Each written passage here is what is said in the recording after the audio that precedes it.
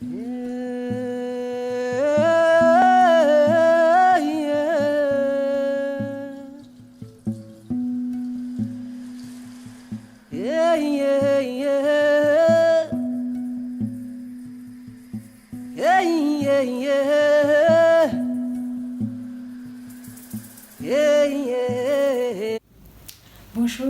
je m'appelle Khadijatou Maroussama.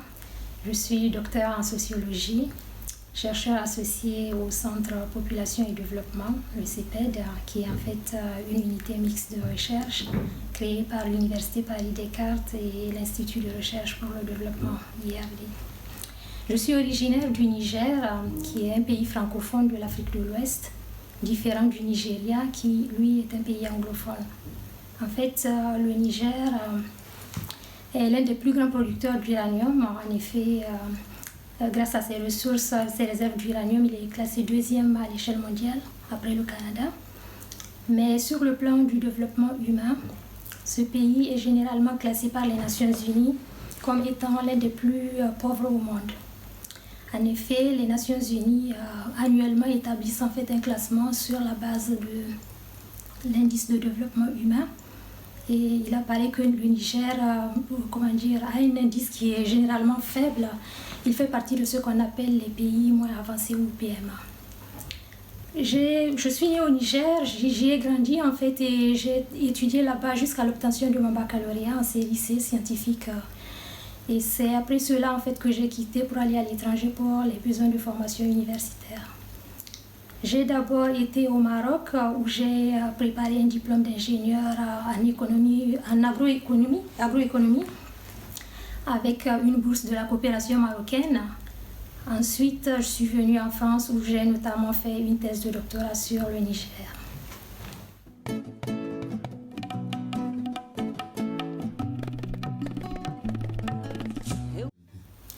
En fait, le Niger est un pays qui s'étend sur 1 267 000 km². Il a une population estimée à plus de 20 millions d'habitants. Et le nombre d'enfants par femme est estimé, considéré comme étant l'un des plus élevés au monde. Il y a d'ailleurs des débats qui tournent autour de cette question de forte natalité. Bon, ce débat a tendance en fait à occulter les vrais sujets parce que tout reste à faire, parce que bon, le Niger, comme je le disais, est un pays moins avancé.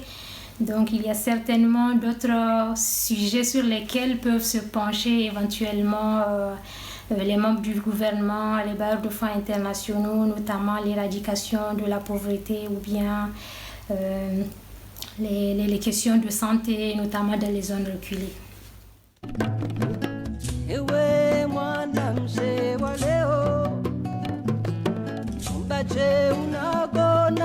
Donc en fait quand j'étais déjà en formation au Maroc, avant même en fait de venir en France, mes parents, mon père et ma mère m'ont encouragée en fait à aller jusqu'au doctorat. Et j'étais en fait en formation au Maroc. Une fois j'étais rentrée au Niger pour passer les vacances et mon père m'avait accompagnée il m'avait amenée à l'université Abdou Moumouni de Niamey. C'est la première institution nationale de recherche au Niger. Ensuite, il m'a amenée dans la deuxième institution nationale de recherche, c'est l'Institut national de recherche agronomique du Niger, INRA. Donc, ça m'a permis de découvrir déjà l'environnement de ces deux premières institutions nationales de recherche. Et donc, mes parents, je me dis qu'en fait, voilà, ils ont cru en moi, donc ils m'ont fait confiance et ça a vraiment certainement joué dans... ça m'a amené en fait vraiment à avoir la motivation nécessaire pour me lancer dans la réalisation d'une thèse de doctorat. Donc quand j'ai eu mon diplôme d'ingénieur en agroéconomie au Maroc, je suis d'abord venue en France, sachant que en fait dans le cadre du mémoire pour l'obtention du diplôme d'ingénieur, j'ai travaillé sur un programme de coopération bilatérale entre la France et le Maroc. En fait, c'est ce qui marque le début de mes investigations dans le monde sur les partenariats scientifiques entre l'Afrique et les pays du Nord. Donc, arrivée en France, j'étais venue faire d'abord un Master 2 en économie du développement durable. Et pour le mémoire, en fait, j'avais décidé de travailler sur le Niger Et il se trouvait qu'il y avait un chercheur de l'Institut de recherche pour le développement qui voulait également faire une recherche sur les partenariats scientifiques. Donc, nous avions convenu ensemble en fait d'élaborer un sujet sur les partenariats scientifiques internationaux en nous basant sur le cas du Niger. C'est comme ça que j'étais partie au Niger dans le cadre de ce mémoire pour effectuer quelques entretiens à l'université Abdou Moumouni de Niamey. Là-bas, donc, j'ai pu rencontrer les universitaires, m'entretenir avec eux, leur demander quels sont en fait les partenariats scientifiques dans lesquels ils s'engagent, puisque nous sommes dans le cas d'un petit pays. L'objectif pour moi était de comprendre justement comment est-ce que quand on est ressortissant d'un pays moins avancé comme le Niger, comment est-ce qu'on fait de la recherche déjà et comment est-ce qu'on arrive à tisser des liens avec l'étranger. C'est ainsi que quand j'ai transcrit en fait les entretiens, donc avec toute cette masse d'informations, je m'étais rendu compte que la question du financement déjà est cruciale. Dans le cas financement de la recherche, je vais dire, est cruciale dans le cas des petits pays puisque les financements nationaux sont quasi inexistants. C'est comme ça qu'est né en fait mon sujet de thèse. Donc j'ai d'abord fait un master 2 encore en sociologie, puis j'ai enchaîné avec la thèse en travaillant sur les carrières des chercheurs et les politiques d'enseignement supérieur et de recherche au Niger.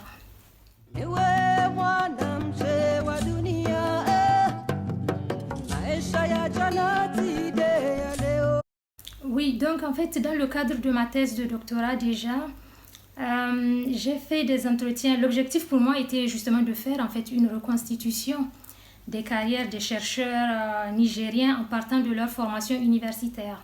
Je voulais en fait comprendre déjà quels sont les financements dont ils disposent pour leur formation et quels sont les financements dont ils disposent pour conduire leurs activités de recherche. Pour ce faire, donc, j'ai effectué des entretiens dans 3 terrains de thèse au Niger, à savoir les 2 premières institutions nationales de recherche, l'Université Abdou Moumouni de Niamey et l'Institut national de recherche agronomique du Niger. Aussi, j'ai fait des entretiens au niveau du LASDEL, c'est le laboratoire d'études et de recherche sur les dynamiques sociales et le développement local. La particularité de ce laboratoire, c'est que déjà, il a été créé, ce n'est pas en fait une institution nationale. Il a le statut d'une ONG et il a été créé notamment par des universitaires de l'Université Abdou Moumouni de Niamey. Donc aussi, il amène en fait au Niger une nouvelle dynamique de recherche parce que les bailleurs de fonds internationaux quand même ont contribué à sa mise en place. Donc dans ces 3 terrains-là, les 3 institutions de recherche, j'ai conduit des entretiens auprès des chercheurs. Et c'est durant vraiment la réalisation de la thèse, quand les anciens chercheurs et les chercheurs me parlaient de leur parcours, que j'ai découvert qu'en fait, dans le temps, le Niger avait mis en place une politique d'enseignement supérieur et de recherche qui s'appelait la programmation. Mais en fait, il n'existe pas de texte écrit sur le mécanisme de cette programmation. Donc, je m'étais alors fixé pour objectif d'aller à la rencontre de gens qui ont mis en place qui ont contribué en tout cas à la mise en œuvre de cette politique. C'est ainsi que j'ai eu la chance en fait de faire des entretiens avec notamment le ministre qui a été à l'origine de cette programmation. Je souligne que cette programmation en fait a été mise en place sans l'intervention des pays étrangers. C'est vraiment le Niger qui est à l'origine de cette programmation et donc j'ai rencontré le ministre et d'autres programmateurs qui ont été actifs dans sa mise en œuvre.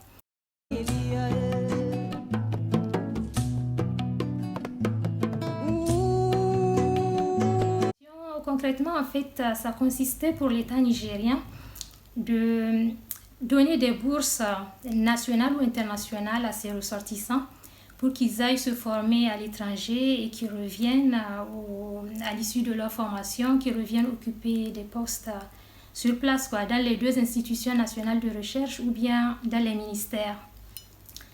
Cette programmation a démarré en 1975 et elle était vraiment très bien organisée parce que de toute façon, quand on avait en fait la bourse, on avait l'obligation de rentrer et l'État imposait aussi à ses ressortissants de travailler au moins pendant 10 ans dans l'institution pour laquelle ils ont été programmés. Et autre particularité, c'est que donc je me suis retrouvée dans mon échantillon de thèse, donc j'ai fait des entretiens, donc finalement je me suis retrouvée avec 2 générations de chercheurs. Il s'agit des chercheurs seniors qui sont le fruit de cette programmation et les jeunes chercheurs qui se sont formés après l'abandon de la programmation. Je dois souligner en fait que dans le cadre de cette programmation, c'était l'État nigérien qui choisissait aux chercheurs, à ces ressortissants de devenir chercheurs. Ce n'était pas eux-mêmes qui décidaient de devenir chercheurs, mais c'est l'État qui les sollicitait, compte tenu de leurs résultats, bien entendu, scolaires.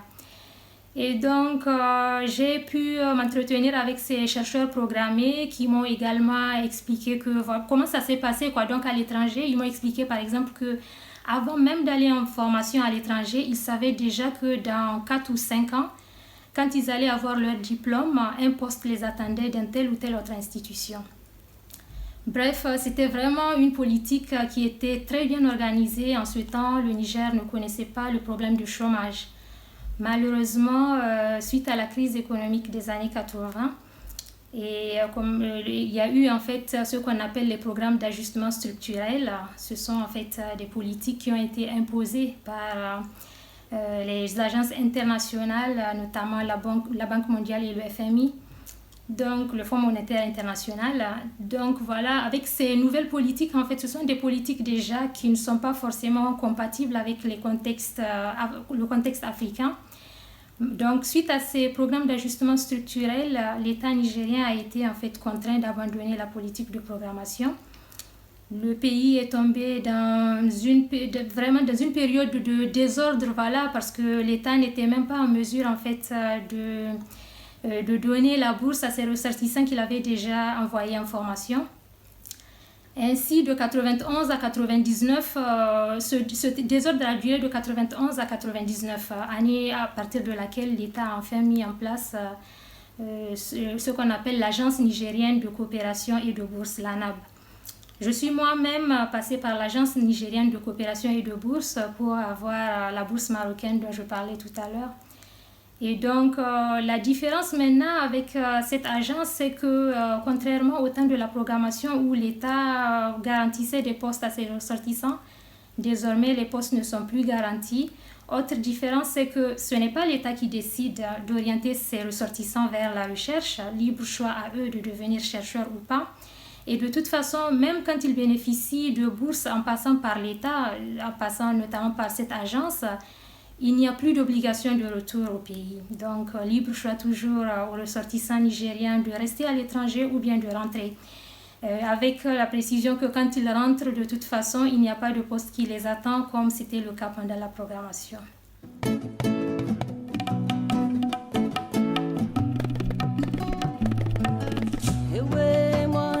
Oui, donc concernant les conditions de travail au Niger, déjà, ce qu'il faut noter, c'est qu'il y a en fait des difficultés à constituer des groupes de recherche, en fait, oui. Il y a très peu de travail en équipe. Souvent, des chercheurs peuvent être dans le même département et ne même pas savoir ce sur quoi travaillent en fait leurs collègues, oui.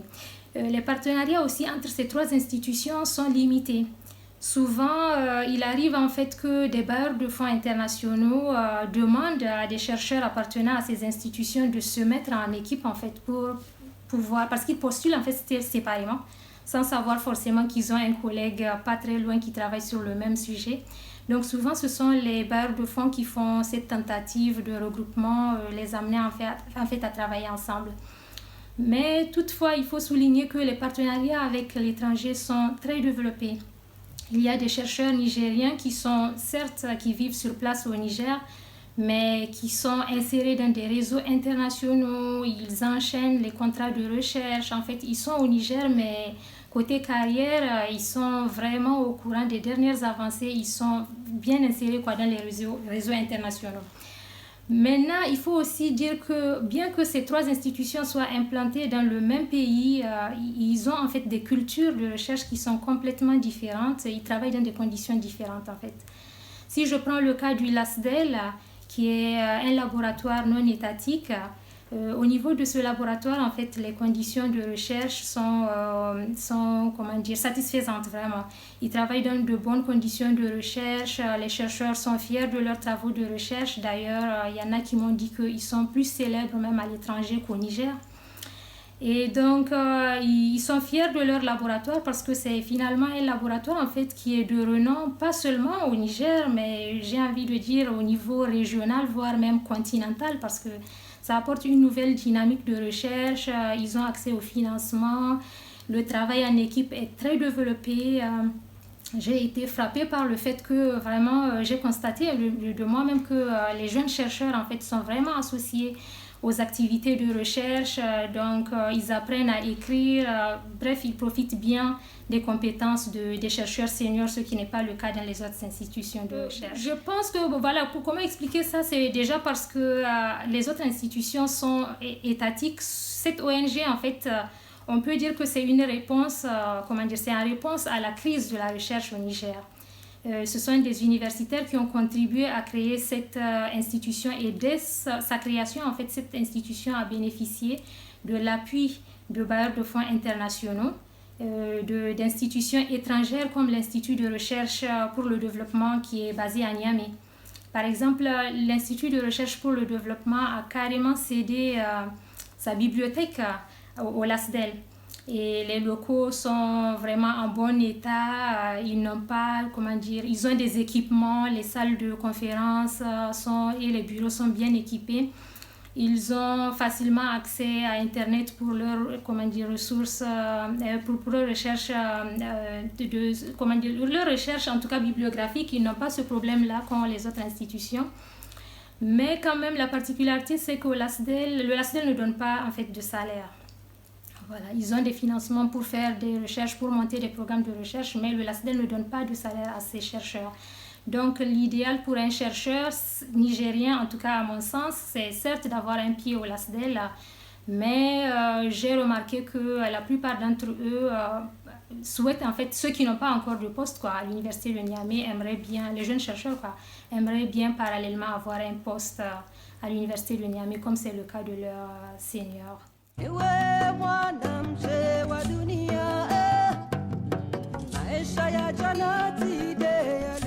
je pense bien qu'ils doivent, peut-être bien qu'ils vérifient, qu'ils bénéficient de primes. Oui, voilà. Quand il y a des appels d'offres, certainement, ils ont des avantages.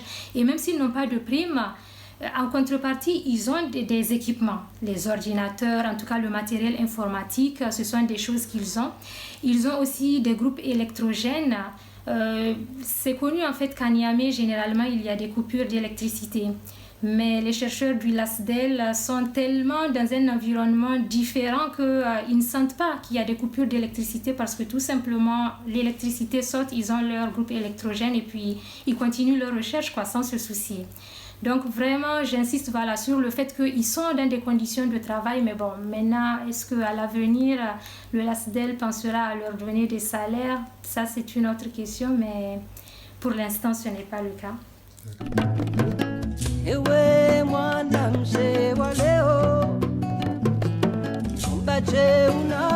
Concernant l'université Abdou Moumouni de Niamey, là-bas, en fait, déjà, la résidence universitaire, j'ai remarqué qu'elle était vraiment surpeuplée.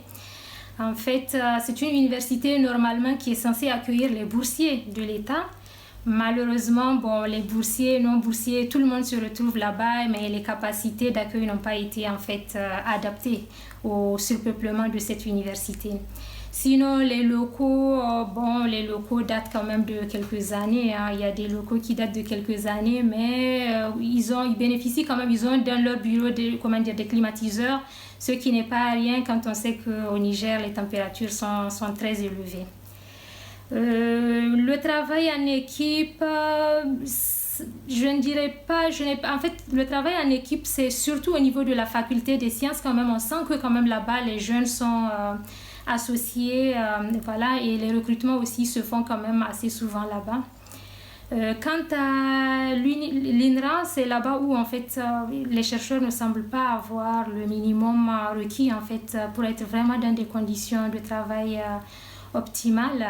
En effet, cette institution de recherche est délaissée. L'État prend certes en charge les frais d'électricité et d'eau, mais pour les financements de la recherche, ils doivent en permanence se tourner vers les bailleurs de fonds internationaux. Et voilà, il déplore d'ailleurs le fait que l'État ne les traite pas comme il le fait en fait avec les universitaires. Donc là-bas, si vous voulez, j'ai moi-même pu voir de mes propres yeux que en fait, les coupures d'électricité peuvent durer des jours, voire des semaines, ce qui fait que les chercheurs sont contraints de ne pas venir au bureau, d'aller travailler soit dans des cybercafés, soit à la maison, sachant que justement, ils n'ont pas accès à Internet.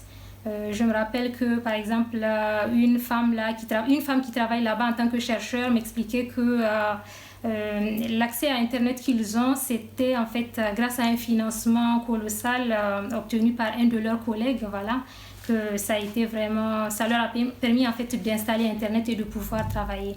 Donc, dans le cas de l'INRA, on voit en fait que le paradoxe, c'est qu'ils peuvent avoir des financements internationaux de recherche, mais ils n'ont pas, comment dire, le nécessaire, ce qu'il y a les aspects fondamentaux, à savoir l'eau et l'électricité. Donc, comment travailler convenablement dans ces conditions-là.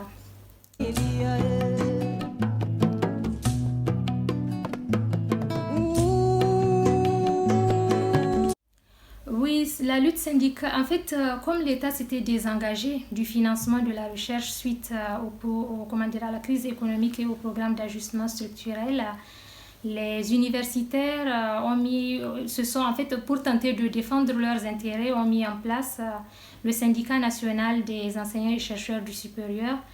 Finalement, donc, ils ont en fait mené une lutte sans précédent et au cours des années 2000, l'État a enfin... En fait, le but de leur lutte, c'était d'amener l'État nigérien à prendre conscience de l'importance de la recherche pour le développement.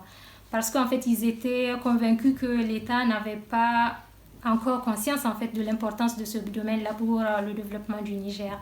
Finalement, ils ont eu gain de cause et à partir des années 2000, l'État nigérien a placé l'université Abdou Moumouni de Niamey au cœur de ses préoccupations.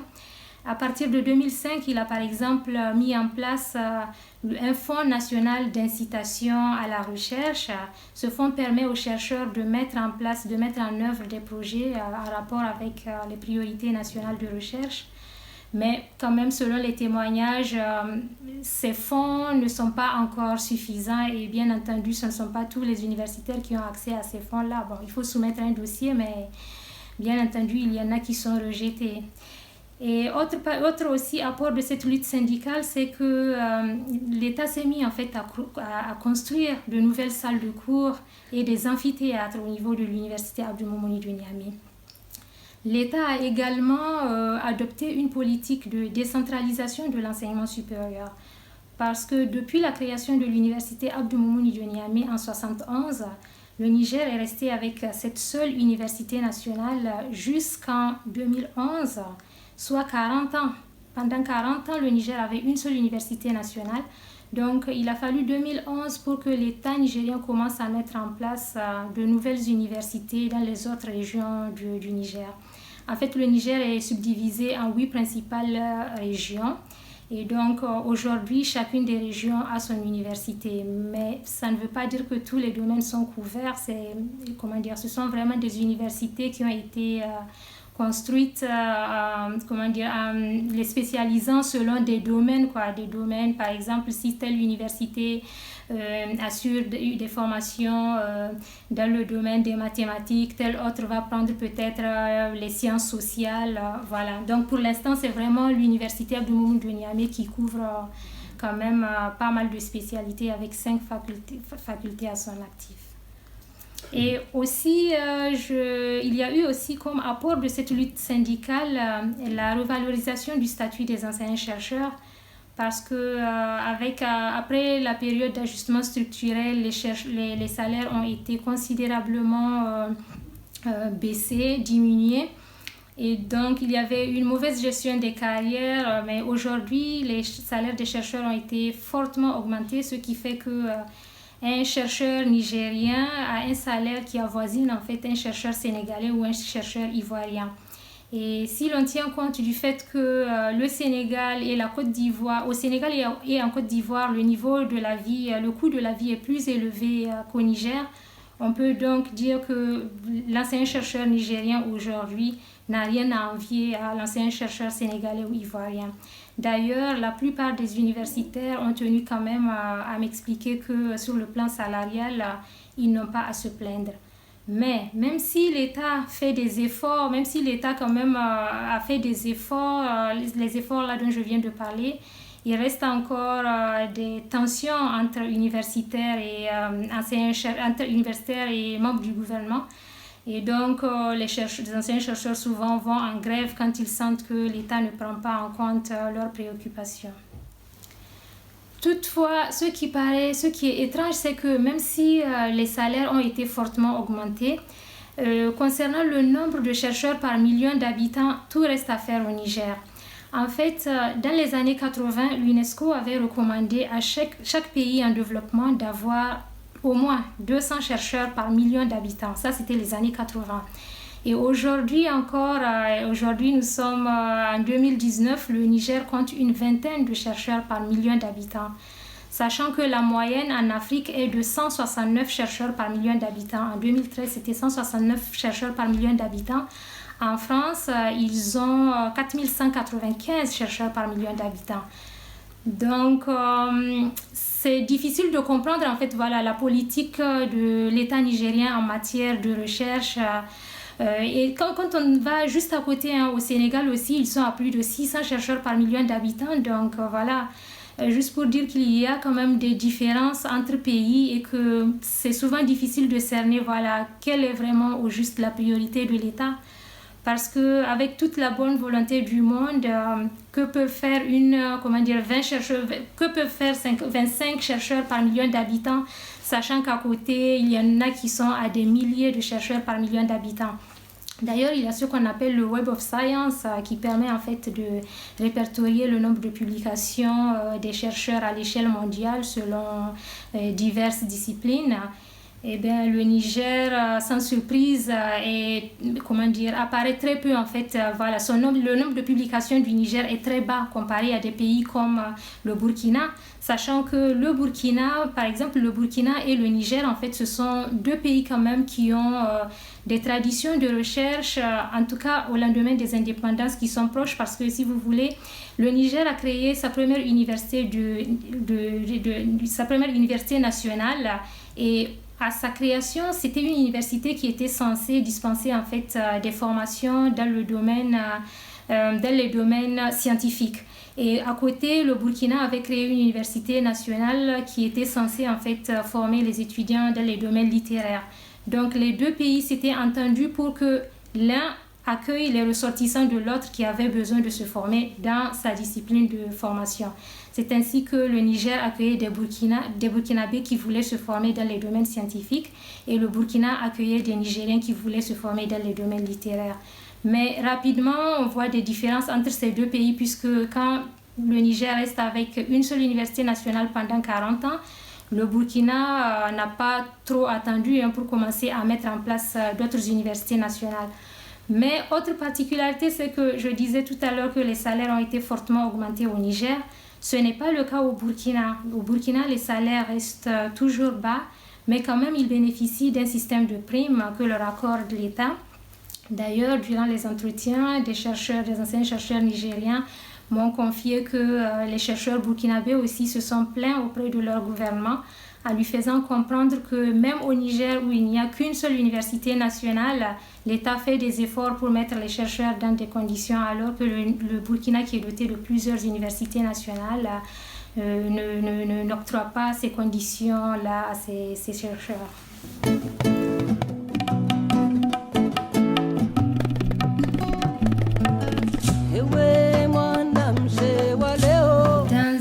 Comme nous sommes dans le cas d'un pays moins avancé, les financements extérieurs occupent une place en fait centrale. Ces financements sont absolument nécessaires. Et aussi, dans le cas du Niger, il y a une grande diversité en fait de sources de financement dont profitent en fait les chercheurs nigériens pour pouvoir conduire leurs activités de recherche. Ces financements externes présentent quand même des avantages et des inconvénients.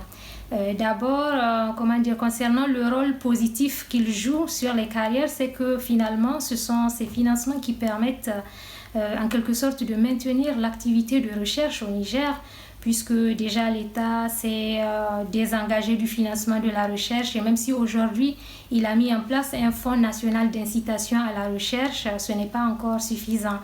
Et les chercheurs de l'INRA dépendent presque exclusivement des financements internationaux. Aussi, ces financements externes permettent aux chercheurs de faire des publications.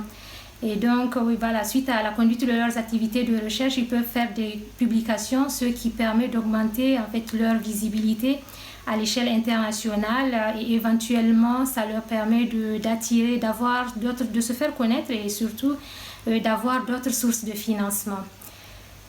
En gros, concernant le LASDEL, de toute façon, depuis sa création, en fait, les bailleurs de fonds internationaux ont joué un rôle crucial. Et aujourd'hui, ils ont quand même des financements qu'ils arrivent à avoir suite à la mise en œuvre de programmes à l'échelle nationale. Mais quand même, ils bénéficient du soutien de ces financements internationaux-là. Concernant les aspects négatifs, l'inconvénient justement des financements internationaux, c'est que ça ne permet pas, déjà en fait il n'y a pas une implication en tant que tel des acteurs locaux. À l'échelle africaine en tout cas, souvent les décisions sont prises dans les pays du Nord sans concertation, donc sans vraiment impliquer les acteurs africains. Et un autre inconvénient, c'est que les sujets de recherche financés par les bailleurs de fonds internationaux ne correspondent pas forcément aux priorités de développement des pays bénéficiaires. Et comme me l'ont dit les enquêtés durant les entretiens, quand un bailleur de fonds international a ses propres priorités à lui, c'est que ça favorise en fait le contrôle et ça crée aussi la dépendance. La dépendance parce que voilà, ce sont des chercheurs qui seront amenés presque continuellement à dépendre de ces financements internationaux-là. En quelque sorte, ces chercheurs vont faire carrière dans la recherche en traitant en fait, voilà, des sujets qui préoccupent les bailleurs de fonds internationaux, mais pas vraiment les chercheurs, pas vraiment qui ne sont pas vraiment en lien avec les politiques nigériennes de développement.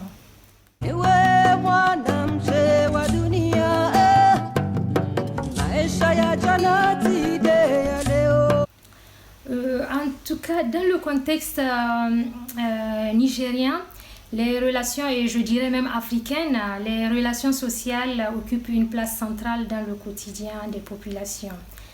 Donc, la société attend de la part des habitants que en fait, chacun s'y mette quand il s'agit de relations sociales. On peut voir comment en fait, la société se mobilise quand il y a des baptêmes, des mariages. Or, il se trouve que quand on est dans le domaine de la recherche et de l'enseignement supérieur, selon d'ailleurs les témoignages, c'est que justement cette occupation professionnelle ne permet pas aux chercheurs et enseignants-chercheurs de vraiment trouver assez de temps à consacrer à ces relations sociales. Donc, en fait, ils sont en quelque sorte coupés de leur entourage qui d'ailleurs leur reproche cela. Dans le contexte nigérien, j'ai particulièrement côté... on peut dire qu'en fait, même si les chercheurs jouissent d'une considération sociale, et même s'ils sont respectés parce qu'ils ont quand même un titre élevé, un titre important, il semblerait que en fait, la société ne connaisse pas à juste titre ce que signifie en fait, être chercheur. Parce que si vous voulez, souvent, ce sont des gens qu'on appelle docteurs dans le quartier. Et j'ai eu des témoignages, par exemple, d'enseignants-chercheurs, de chercheurs et enseignants-chercheurs qui m'expliquaient qu'en fait, souvent, il y a des voisins qui viennent leur tendre des ordonnances parce qu'en entendant docteur, ils pensent que forcément, la personne relève du domaine médical. Ce qui n'est pas le cas, puisque finalement, il y a des docteurs en agronomie, des docteurs en sciences du sol, des docteurs en gestion, en économie. Bref, il y a cette confusion. Personnellement, moi, voilà, j'ai soutenu ma thèse. Bon, c'est vrai que ça ne fait pas très longtemps, mais une de mes amies m'a demandé, elle m'a dit, bon, puisque maintenant tu as soutenu ta thèse de doctorat, est-ce que tu as pu trouver du travail dans un hôpital? Bon, donc ce sont des considérations de ce genre. Il faut expliquer que non, je suis docteur, mais je ne suis pas en fait médecin. Voilà, ce n'est pas vraiment le domaine médical, oui. Et sinon, même s'ils sont respectés, parce que si vous voulez, quand on a un docteur dans la famille, quand même, on sait que l'entourage doit être au courant du fait que quand même la personne a consacré des années pour faire des études. Voilà, donc la personne aussi, l'entourage aussi voit que la personne voyage constamment en train d'aller assister à des séminaires, à des rencontres scientifiques. Mais ils ne savent pas au juste. Souvent, par exemple, je me rappelle d'un chercheur de l'INRA, de l'Institut national de recherche agronomique du Niger, qui m'expliquait que comme il voyageait le plus souvent, et ses voisins souvent lui demandent, bon tiens, tu voyages, c'est pour aller t'acheter une nouvelle voiture, des choses comme ça. Et d'autres chercheurs aussi soulignent le fait que du fait qu'ils ont ce titre-là, en fait, ils sont sollicités par les membres de leur famille, côté en tout cas, quand ils ont des besoins financiers, ils ont tendance à tout le temps solliciter les chercheurs. Bon, avec la revalorisation du statut des enseignants-chercheurs, je pense que bon, on va dire qu'aujourd'hui l'enseignant-chercheur nigérien n'est plus pauvre, mais ce n'est pas le cas du chercheur de l'Institut national de recherche agronomique donc, en fait, puisque là-bas, en fait, les salaires n'ont pas été revalorisés, ils restent toujours bas. Aussi, les enseignants-chercheurs disent que, en fait, ils ne sont pas aussi considérés dans la société que les riches commerçants. Bien que ces derniers-là n'aient pas été scolarisés pendant longtemps. Si vous voulez, au Niger, c'est connu quand on part assister, par exemple, il y a en fait des noms de familles de riches commerçants, même s'ils n'ont pas fait de longues études, hein, peut-être même qu'ils n'ont jamais été à l'école, peut-être même qu'ils ont quitté l'école à partir de l'école primaire, mais il y a des noms qui sont connus de tous.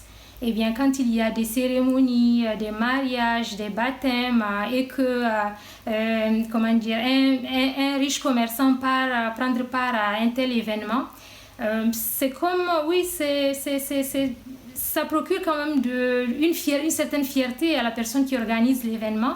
Et il faut aussi voir l'accueil qui sera réservé à ce riche commerçant. On va l'accueillir, on va lui dire de venir s'asseoir, alors que l'enseignant-chercheur ou le chercheur est juste à côté. C'est en fait monsieur tout le monde, voilà, monsieur tout le monde. Donc on ne va pas forcément lui proposer de venir s'asseoir, il va se débrouiller. Donc, on peut dire qu'en fait, voilà, la richesse, en tout cas financière, semble vraiment passer, devant, voilà, le côté intellectuel, le savoir, voilà, le savoir dont disposent les anciens chercheurs nigériens.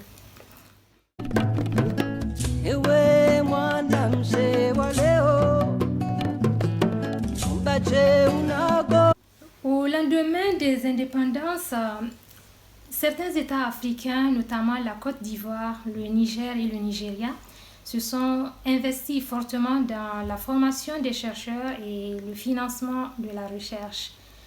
L'enseignement supérieur a ainsi joué un rôle considérable dans la nationalisation des institutions, la nationalisation du développement et aussi dans le développement du système éducatif national.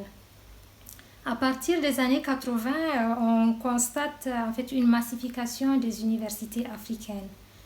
Puis, avec la crise économique des années 80 et les programmes d'ajustement structurel, les États africains ont en fait été dépossédés de tout pouvoir.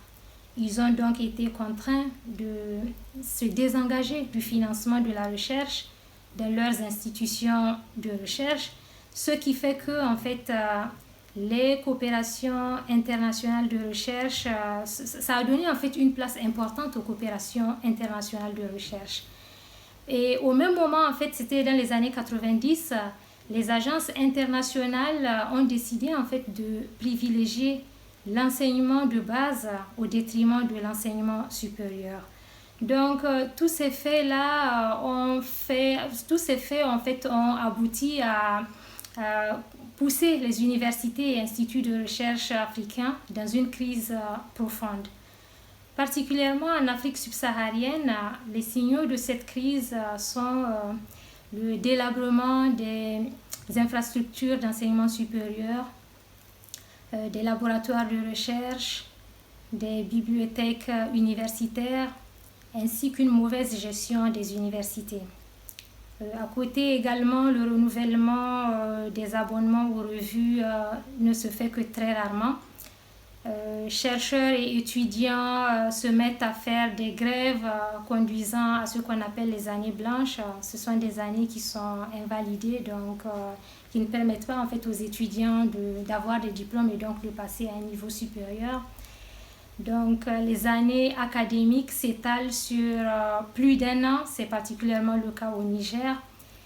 Et cette crise économique a également en fait entraîné une diminution importante des salaires, ce qui fait que certains chercheurs et anciens chercheurs africains ont décidé soit de s'adonner à des activités de consultance, ce qui réduit leur temps consacré à la recherche et à l'enseignement supérieur.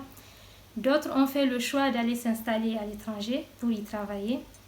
D'autres enfin sont restés sur place mais ont définitivement quitté le monde de l'enseignement supérieur et de la recherche. Toutefois, ces dernières années, particulièrement ces années 2000, pendant ces années 2000, on constate en fait qu'il y a un retournement de situation puisque les États africains commencent à prendre conscience de l'importance de la recherche et de l'enseignement supérieur pour le développement de l'Afrique. Donc, ils font des efforts dans ce sens-là, ils mettent en place des financements nationaux de recherche, ils s'investissent dans la réorganisation des structures, des institutions de recherche, ils s'investissent dans l'organisation aussi des systèmes nationaux de recherche. Bref, ils font des efforts qu'ils ont cessé de faire en fait dans les années 90, ce qui permettrait en fait de s'attendre à ce que quand même certaines universités et certains instituts de recherche africains puissent se relever en fait de cette crise profonde.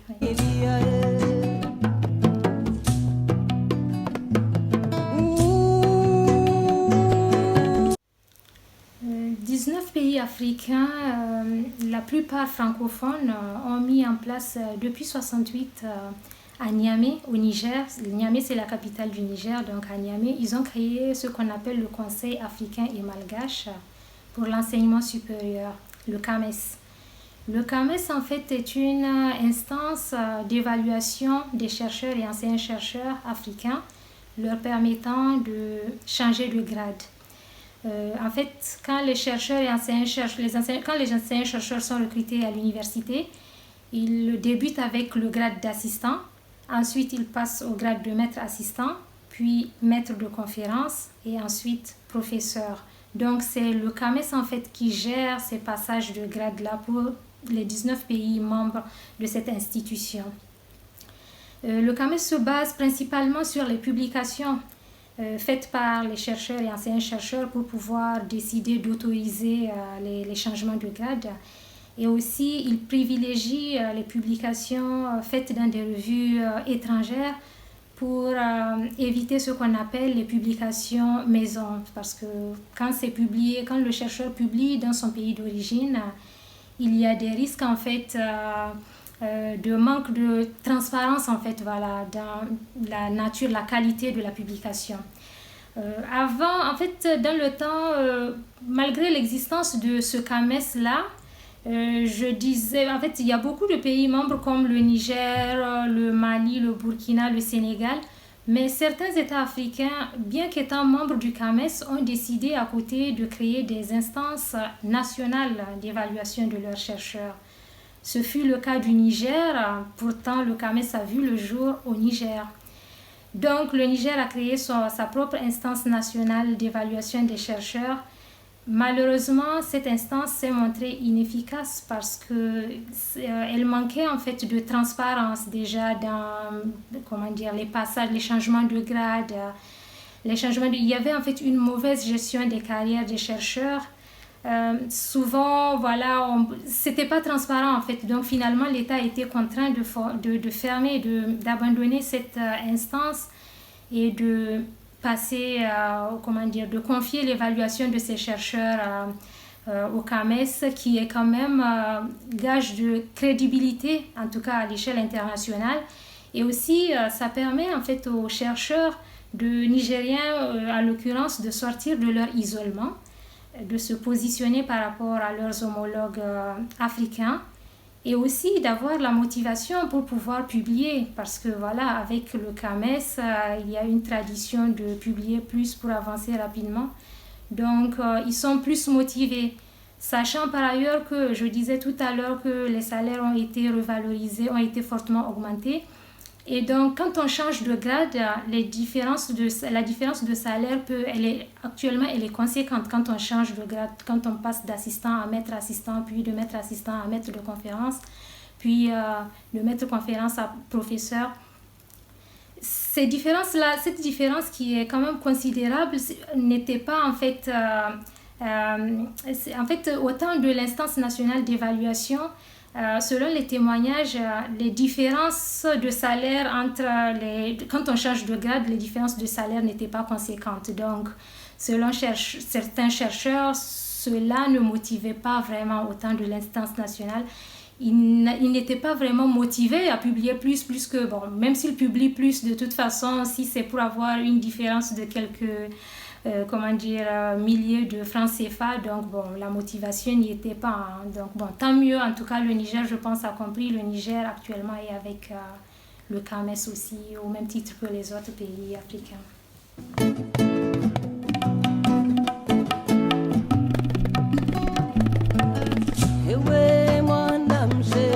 Depuis la soutenance de ma thèse, je continue toujours à faire des investigations sur l'Afrique et toujours dans le domaine de la recherche et de l'enseignement supérieur. Présentement, je travaille aux côtés des Nations Unies sur les politiques de sciences, technologie et innovation dans les pays moins avancés. Parce que ces pays-là, quand même, côté en fait, recherche, ils sont en avance sur les autres pays en développement. Même s'ils sont tous des pays en développement, ils sont quand même plus en retard, quoi, côté science. Donc, l'objectif, en fait, c'est vraiment de faire déjà une cartographie de la science dans ces pays-là et de formuler des recommandations pour pouvoir vraiment améliorer la situation, voir dans quelle mesure est-ce que l'UNESCO les Nations Unies pourraient intervenir pour leur apporter efficacement son soutien. Aussi, même si durant ma thèse, j'ai abordé la question du financement, aujourd'hui, je continue encore, la question du financement de la recherche, je continue encore sur cet aspect-là parce que c'est un domaine, de toute façon, actuellement, je pense que c'est devenu vraiment un sujet d'actualité, le financement de la recherche. Les bailleurs de fonds internationaux s'y intéressent, les gouvernements africains aussi s'y mettent. Donc, je continue aussi mes investigations sur ce champ-là. Et parallèlement, j'ai créé la fondation Maoussa Mayero, qui n'a rien à voir avec les recherches, certes, mais en fait, c'est une fondation qui œuvre dans le domaine de l'humanitaire.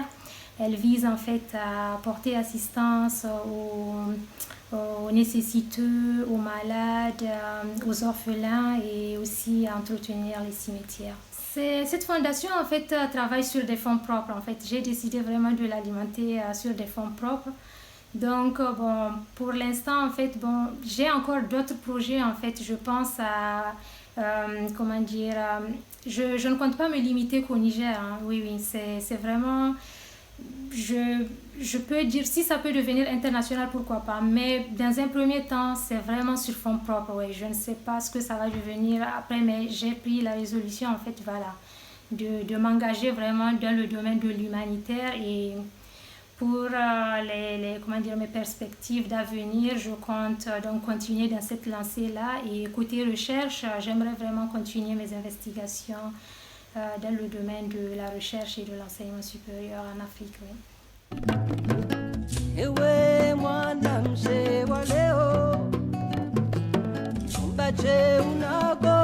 Concernant voilà, les recherches africaines et rôle de l'aide internationale, la copublication que nous avons faite récemment, en fait, c'est une commande de l'Agence française de développement.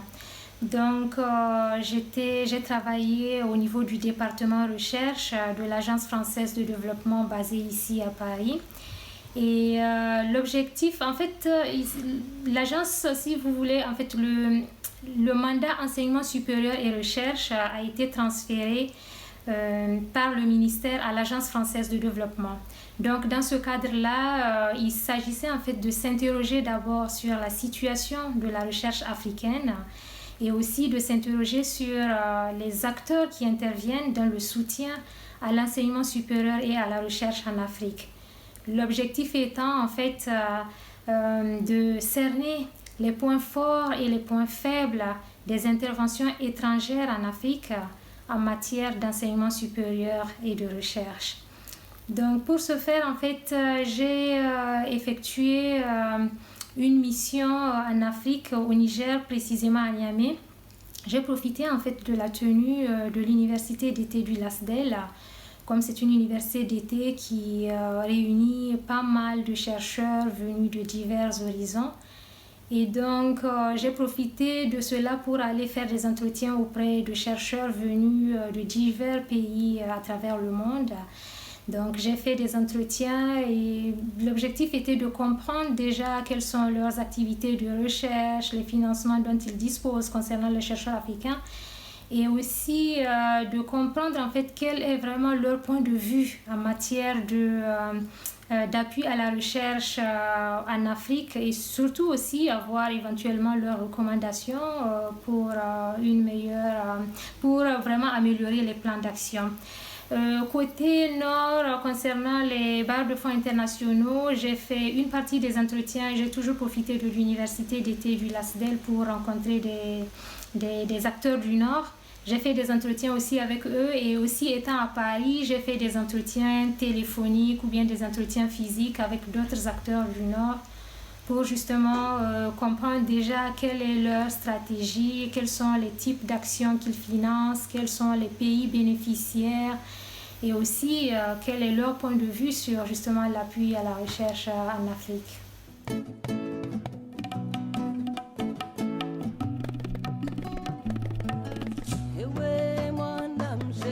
L'université d'été du LASDEL a été une expérience très enrichissante.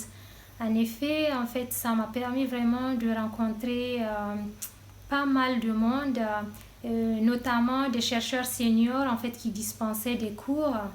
En fait, avant le lancement de l'université d'été, un appel a été lancé et de jeunes chercheurs ont candidaté. Ceux qui ont été retenus donc, sont venus séjourner à Niamey pour prendre part à cette université d'été. Et l'objectif était que des chercheurs seniors venus d'un peu partout à travers le monde viennent dispenser des cours. Et c'était vraiment dans le domaine, puisque le LASDEL est un laboratoire de sciences sociales, en fait, les cours étaient dispensés vraiment autour du domaine des sciences sociales. Donc, il y avait une interaction entre chercheurs seniors et jeunes chercheurs. Je n'ai pas fait que les entretiens, j'ai vraiment profité de l'occasion pour suivre les enseignements, c'était vraiment enrichissant. Et donc, il y avait des jeunes chercheurs qui étaient déjà en thèse, d'autres étaient en master et projetaient d'aller en thèse. Aussi, nous avons fait nous avons effectué des entretiens, en fait, pour pouvoir, en fait, c'est pour nous familiariser à comment faire les entretiens. On est parti, par exemple, à l'université Abdou Moumouni de Niamey pour travailler sur le thème de l'islam, de l'implantation des mosquées au sein de cette université de Niamey. C'était vraiment enrichissant.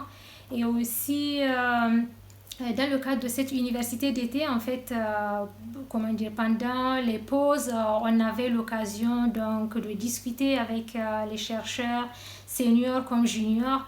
C'est comme ça que d'ailleurs j'ai pu en fait vraiment créer un réseau, en fait avoir vraiment un réseau de jeunes chercheurs aussi d'autres font en fait leur thèse majoritairement en Afrique. Aujourd'hui, je suis membre en fait même d'un groupe WhatsApp dans lequel nous continuons d'échanger. Ce sont des gens qui relèvent de divers domaines des sciences sociales et vraiment c'est très enrichissant. Oui.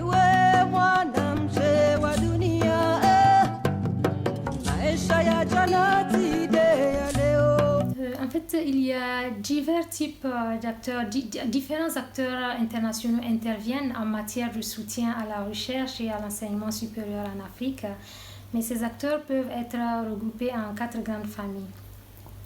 D'abord, nous avons la famille des organisations bilatérales de développement. Ce sont les banques et agences qui financent des projets de développement au profit des pays bénéficiaires.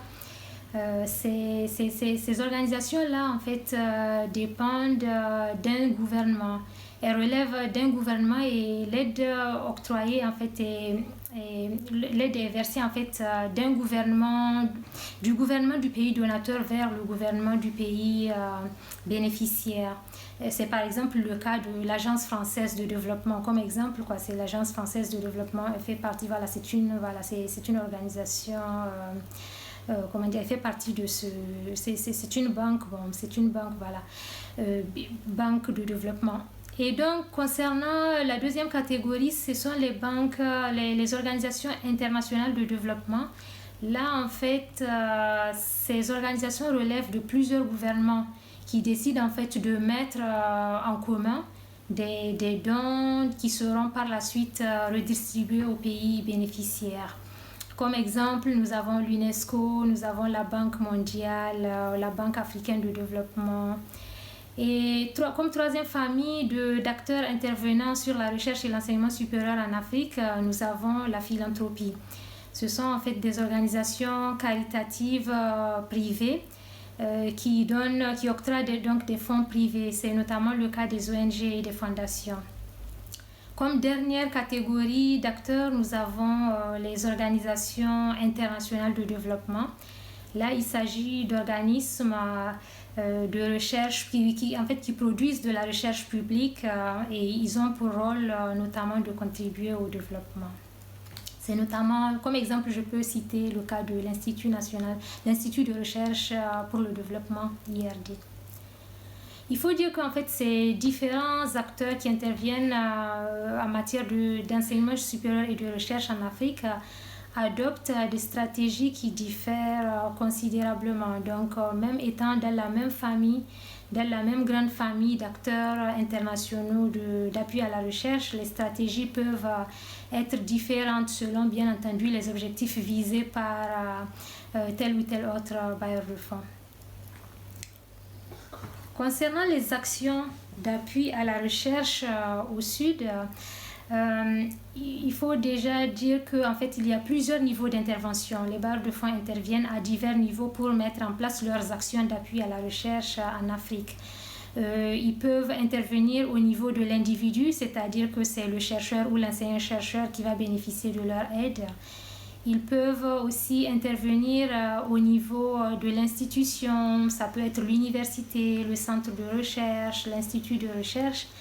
Ils peuvent également intervenir au niveau des ministères ou bien au niveau carrément des politiques publiques mises en place par l'État.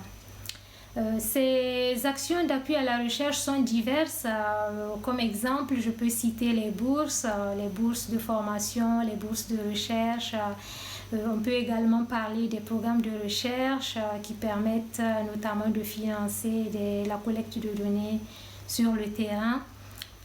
Comme autre exemple, nous avons les rencontres scientifiques internationales qui permettent aux chercheurs de se déplacer à l'échelle internationale, d'aller échanger avec leurs homologues, de parler de leurs propres recherches et éventuellement de tisser des liens et de s'insérer et avoir vraiment un réseau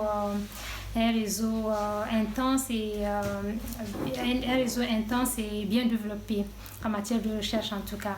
Nous avons également comme type d'action d'appui à la recherche en Afrique le renforcement de capacité des ressources humaines.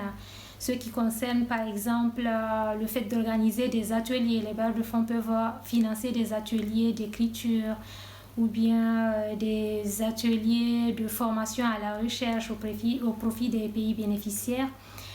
Comme autre exemple d'action, nous avons le renforcement matériel et pédagogique. Là, ça concerne par exemple les institutions de recherche comme les universités et centres de recherche qui bénéficient d'équipements parce que souvent en Afrique, les équipements sont obsolètes, ils peuvent dater des années 80, mais avec l'aide internationale, quand même, ces pays arrivent à se procurer des matériels qui sont d'actualité et qui leur permettent d'avoir des résultats plus fiables. Aussi, il y a l'aide budgétaire qui est en fait une aide qui cible directement ou indirectement la politique publique en matière de recherche. Donc voilà, c'est une classification vraiment des différents types d'actions d'appui à la recherche, à l'enseignement supérieur et à la recherche. Un seul bailleur de fonds peut bien entendu avoir recours à divers types d'actions d'appui à la recherche au Sud. Et aussi, un même individu peut également, ou une seule institution peut avoir à la fois plusieurs actions d'appui à la recherche en Afrique.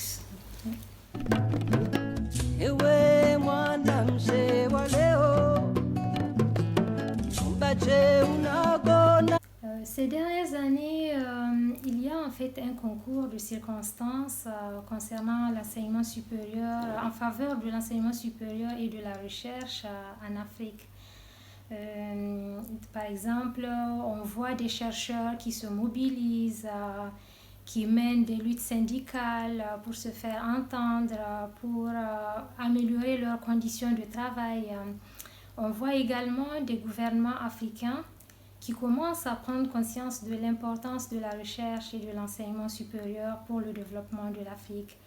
Donc, ils s'y mettent aussi, ils mettent en place des fonds nationaux de recherche, améliorent les conditions de travail des chercheurs. Et aussi, nous avons ces dernières années des initiatives régionales qui permettent en fait à l'enseignement supérieur et à la recherche de se porter mieux. Parce que, si vous voulez, ces initiatives régionales s'inscrivent en fait dans une tentative d'harmonisation de l'enseignement supérieur et de la recherche afin de rendre justement ce domaine-là plus crédible à l'échelle internationale et rendre aussi les institutions de recherche plus performantes. Donc, les États africains, en tout cas en Afrique, on voit ces dernières années des tentatives donc, de regroupement des pays qui décident à travers des organisations de prendre des décisions communes et d'œuvrer de façon à ce que tous les pays membres en fait, s'y mettent et qu'ils appliquent les décisions prises en commun. Je pense notamment au cas de l'UMOA, l'Union économique et monétaire ouest-africaine, qui a mis en place un programme d'appui à l'enseignement supérieur et à la recherche. Donc, dans le cadre de ce programme, en fait, des centres d'excellence ont été créés en Afrique.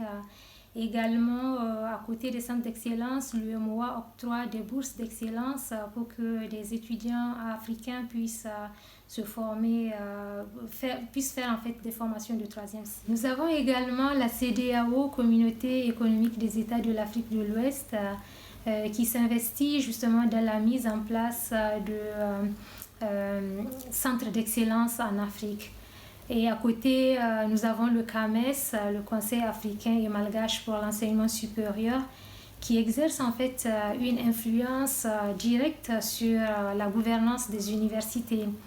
Et elle permet aux chercheurs donc, de jouir en tout cas d'une certaine crédibilité. Donc, en dehors de ces initiatives régionales aussi, il faut souligner que ces dernières années, la production scientifique africaine est en augmentation, ce qui est déjà une bonne nouvelle. Actuellement, elle est passée à 3%. C'est vrai que c'est encore un pourcentage qui est faible. Elle est actuellement à 3% de la production scientifique internationale. Tout reste à faire, mais quand même, le fait de voir que cette production scientifique commence à décoller est déjà une bonne nouvelle. Donc, tous ces faits, tous ces constats me laissent penser que on peut être optimiste en tout cas quant au devenir de l'enseignement supérieur et de la recherche. Il faut juste que les États, les chercheurs, les acteurs en fait s'y mettent quoi. Et à côté aussi, nous avons les bailleurs de fonds internationaux qui, après avoir délaissé l'enseignement supérieur et la recherche, ont commencé de nos jours à s'intéresser de nouveau à ce domaine-là. Force est de constater en effet que beaucoup de bailleurs de fonds internationaux aujourd'hui s'intéressent à l'enseignement supérieur et à la recherche dans une tentative en fait de renforcement de capacités et donc de mise en place, de création vraiment en fait leurs tentatives, voilà, leurs efforts permettent en fait de renforcer voilà, les institutions nationales de recherche et aussi de permettre aux chercheurs et anciens chercheurs africains d'avoir accès à des financements pour pouvoir poursuivre leurs activités de recherche.